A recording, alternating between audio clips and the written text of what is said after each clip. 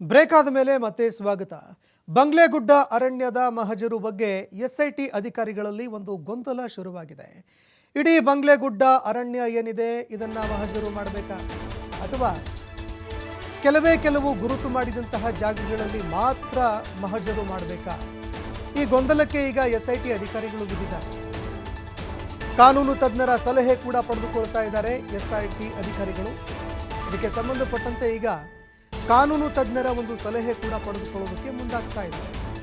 ವಿಠ್ಠಲಗೌಡ ತೋರಿಸಿದಂತಹ ಜಾಗದಲ್ಲಿ ಮಹಜರು ಮಾಡಬೇಕಾ ಅಥವಾ ಇಡೀ ಬಂಗ್ಲೆಗುಡ್ಡದಲ್ಲಿ ಮಹಜರು ನಡೆಸಬೇಕಾ ಅನ್ನುವಂತಹ ಪ್ರಶ್ನೆ ಎಸ್ಐಟಿ ಅಧಿಕಾರಿಗಳ ಎದುರು ಈಗ ಇರುವಂಥದ್ದು.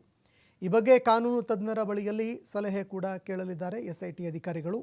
ಶವ ಹೂತಿಟ್ಟಿರುವಂತಹ ಕೇಸ್ನಲ್ಲಿ ಚಿನ್ನಯ್ಯನನ್ನು ಏನು ಅರೆಸ್ಟ್ ಮಾಡಿದ್ರು.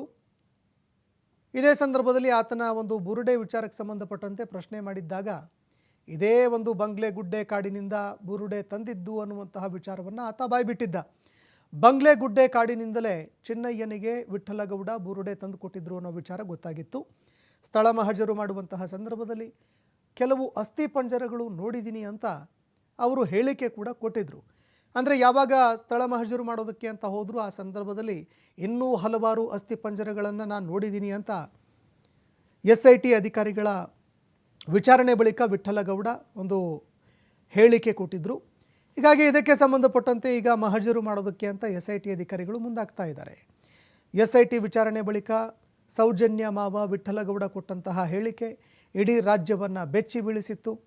ಎಸ್ಐಟಿ ಅಧಿಕಾರಿಗಳ ಜೊತೆಯಲ್ಲಿ ಮಹಜರು ಮಾಡೋದಕ್ಕೆ ಹೋದಂತಹ ಸಂದರ್ಭದಲ್ಲಿ ನಾನು ಇನ್ನೂ 5-6 ಅಸ್ಥಿ ಪಂಜರಗಳನ್ನು ನೋಡಿದ್ದೆ ಅನ್ನೋ ಒಂದು ಆರೋಪ ಮಾಡಿದರು.